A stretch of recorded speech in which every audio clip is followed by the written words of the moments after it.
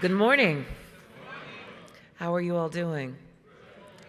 I'm feeling good and I'm feeling inspired and I'm feeling so grateful for the National Action Network for giving us this moment to come together to think collectively about our future. Every year, NAN gives us that opportunity to convene, to strategize, and I think we come out stronger on the other side of it. So I want to thank you and your team for having the Legal Defense Fund and all of us here to be in conversation.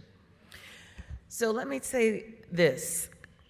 There's been a lot of talk about the election, and I want to be the one to let us know that our fight will not end after the November election. That will just be the beginning. Whatever the outcome is, the scourge of white supremacy, this scourge that has never been fully erased from this country, but is now rearing its head in a way that we have not seen in modern history, will still be with us regardless of who occupies the White House. So buckle up, because we got work to do and we're gonna be doing it for some time. We're gonna be doing it for some time. And many of my colleagues with whom I toil in the field have already said that we are in a moment where we are facing a crossroad. And it is not only that we have a choice between democracy and authoritarianism, democracy and fascism, democracy and retrogression.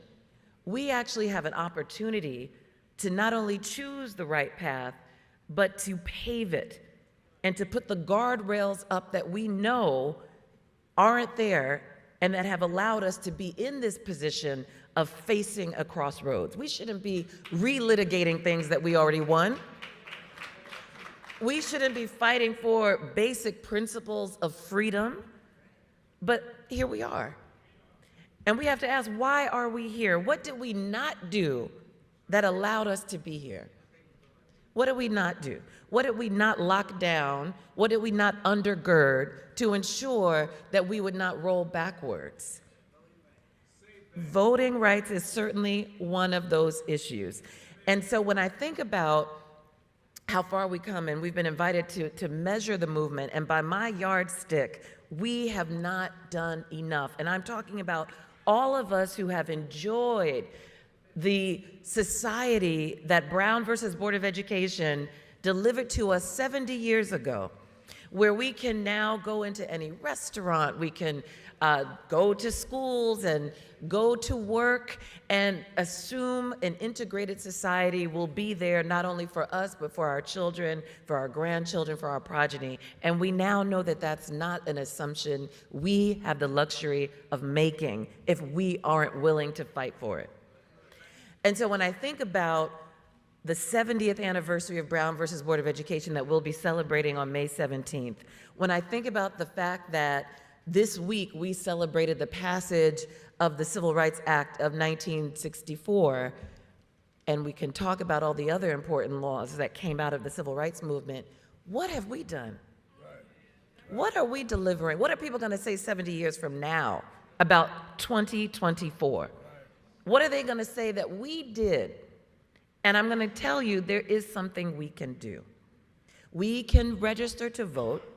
We can bring others who aren't registered, because I'm going to assume everybody in this room is registered and has that locked down. But what you're going to do is you are going to make sure that you're not taken off the rolls, because they are trying to use every tactic possible to diminish our power. So you are going to check USA.gov and make sure that your registration is intact. But you're not going to stop there. You're going to bring other people with you. You're going to vote early so that you can maybe be a poll watcher or a poll monitor on the day of elections and make sure that our elections are safe and sound and secure. And you know, you're not going to stop there. Once you elect the people who represent your interests, you're going to hold them accountable. You're going to show up at the school board meeting. You're going to show up when there are hearings. You are going to testify. And when something goes wrong, you are going to stand up like our plaintiff here, Taiwan Scott, and his lovely wife, who are members of NAN and who we are representing in a case that's pending before the Supreme Court, trying to undo the racism of South Carolina that has gerrymandered the black vote. What you are going to do is find a way. We all have a position to play. We all have a role to help advance our democracy. You are in a position for such a time as this. And this is a time for action.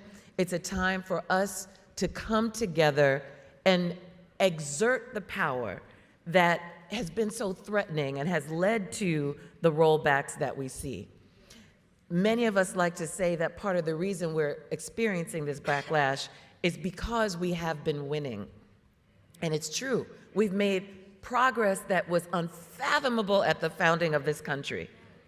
This country was never meant to serve us.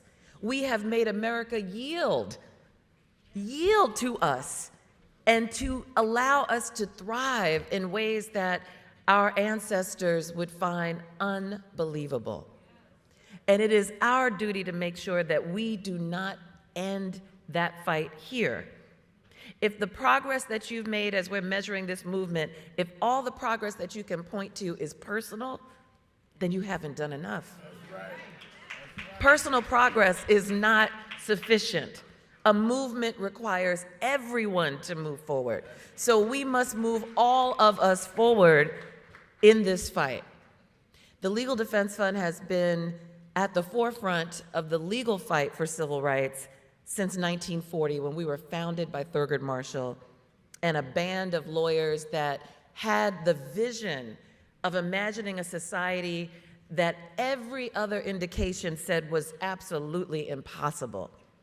They had that vision, and they plotted and they strategized and they brought cases here, there, and everywhere, and ultimately brought down the walls of segregation.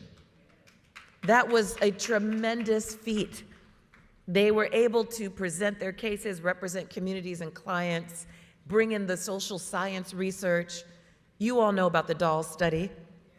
You all know about how black children would choose a doll that looked exactly like their oppressor and say that that is who I want to be.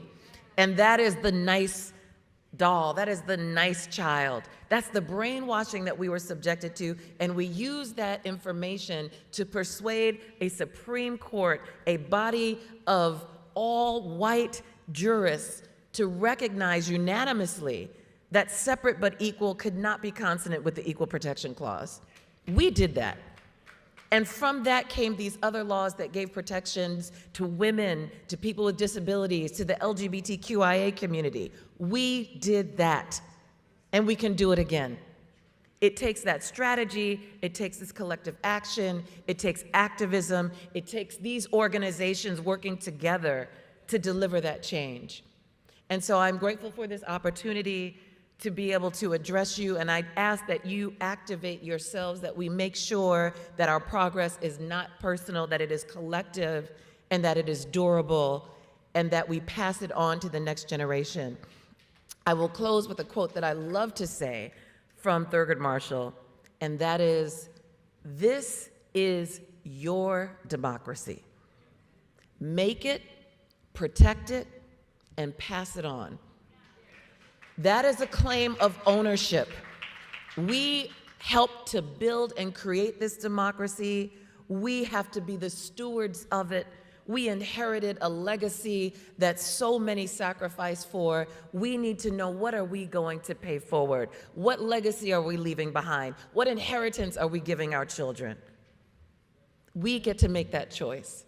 And I'm very happy to be in this moment with all of you to advance the cause of justice, equality, and freedom. Thank you.